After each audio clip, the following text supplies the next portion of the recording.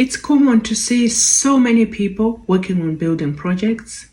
And as we are working on our building project, I'm quite humbled by so many videos I've seen because I've learned so much from other channels of people who are building, people who are quite creative, people building beautiful homes. But also, I've also been learning along the way of things to avoid. And I'm also sharing in this video something that might also help you should you be on your building journey as well. So in this video, I'm going to give you a quick update on a certain aspect of our project that we've worked on. And I will also share with you 4 things I would definitely be doing differently if I was given the opportunity to work on this project, on this aspect of the project again. If this is something you are interested in, stay tuned till the very end because you don't want to miss out. And welcome to my YouTube channel.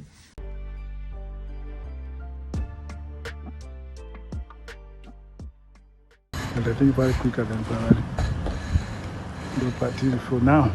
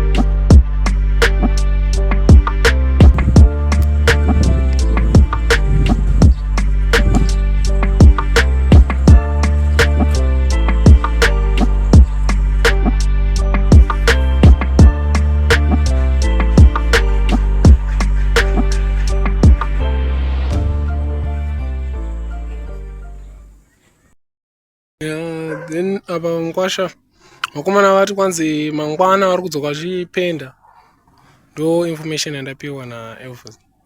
Saka vati kwanzi vati vari kudzoka mangwana vachipenda apa magedhe ese, kwanzi vati vari kupenda mangwana.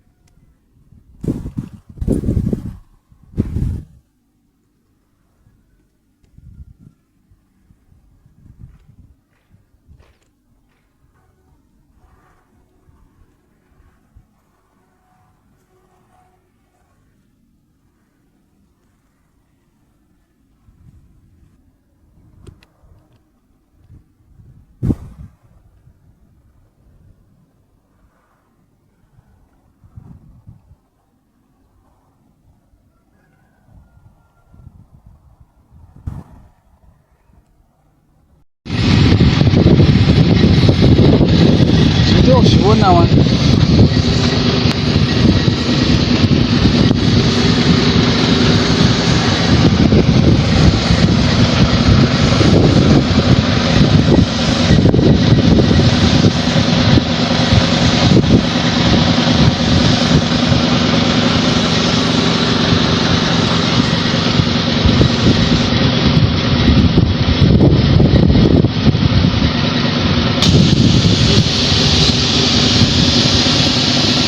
This is the first gate.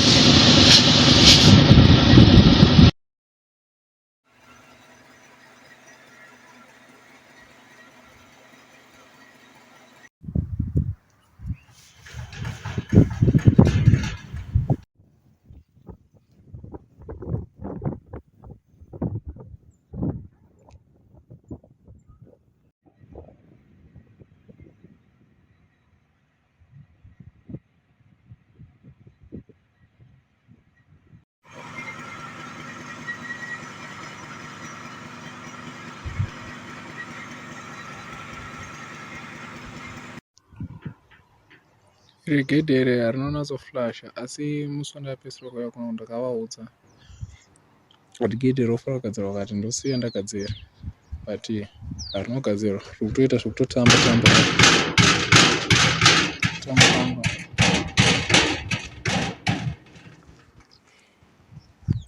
plus futi pendi yake haina kuti chikotya uko irori gedhe irori rega kushe mukati muno haana kupenda zvakanatsonaka rine tumared turipo muzasi umo akazogadzirisa akakaisa imwe simbi muright.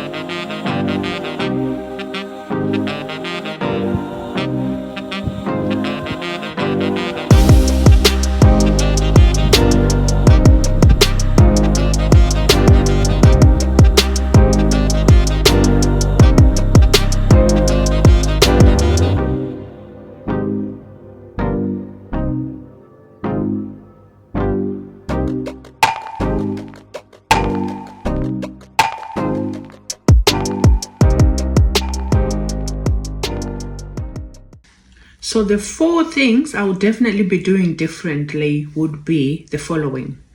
Number 1, go and see the work they've done yourself.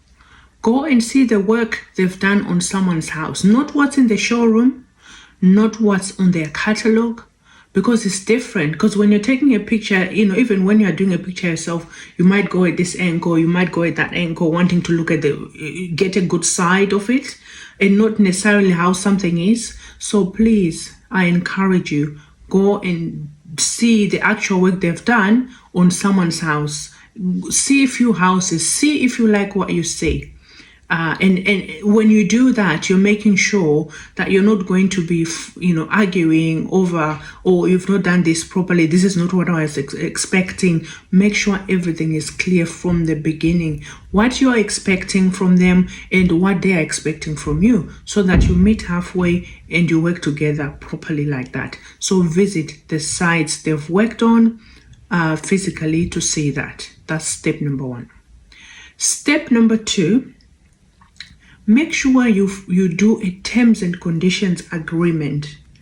Your terms of how long the work is going to take, who is going to be supplying what, is it supply and fit, is it, you buy your own materials and they charge you the labor, how much deposit are you supposed to be paying, and how much are you supposed to pay on completion.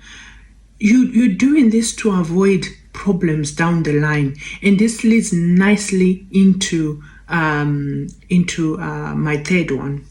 So number 3, never pay more than 50% upfront, or even if you don't have clear terms and conditions, what I've noticed, especially in Zimbabwe, is people will come back to you and say, oh, we requested for this much money upfront as our upfront cost or deposit, but we actually miscalculated. No one seems to know how to calculate the exact amount of money they need to start with.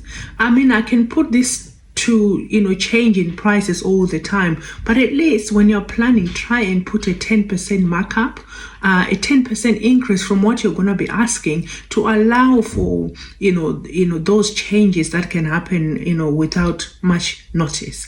So people have the habit of coming back and saying, oh, could you give us $50 here, can you give us $100 here, next week can you give us $50, and before you know it, because you're doing bit by bit like that, you probably will have given them more than 50% before your project is finished. And the dangers of that is your work will not be a priority.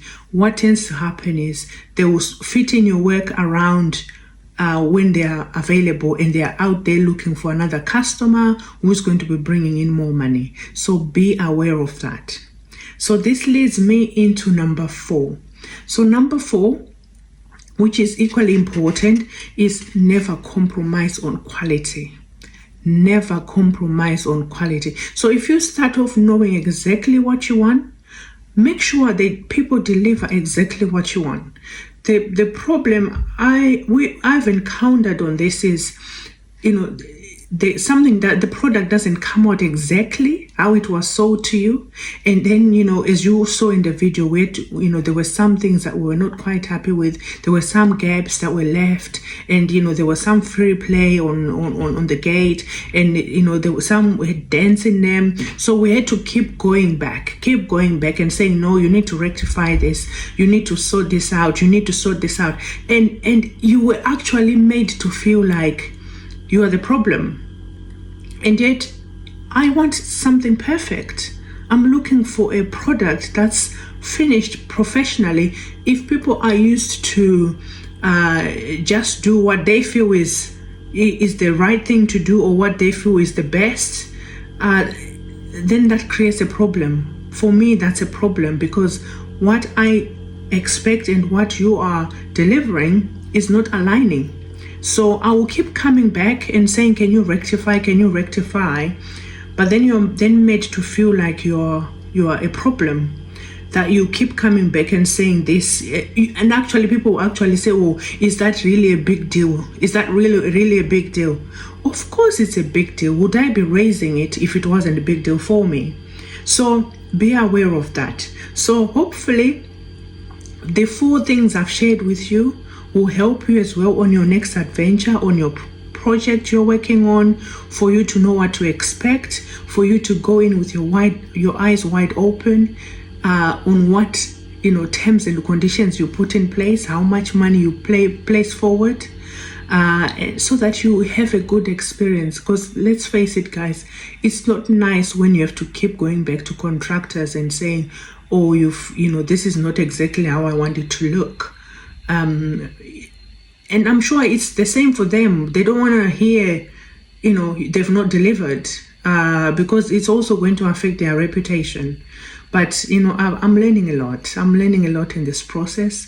So hope to see you again in the next video. If you haven't subscribed already, please subscribe, please like, and please share. I think sharing is very important. It can help someone else who is in a similar situation or considering embarking on such an adventure. They know, they go in fully equipped with information on things that they can avoid, not so that they don't go through what some of us or some of you have gone through with their own projects. So it's about sharing that information in the communities that we're living in. And guys, it doesn't cost you any penny to share the videos. It doesn't cost you anything to subscribe, and in you subscribing, you're also building a Mhiribidi House profile as well, so that we feel encouraged to keep on sharing each time we've got something important to share with you. This is it for me for now, and I shall see you in the next video.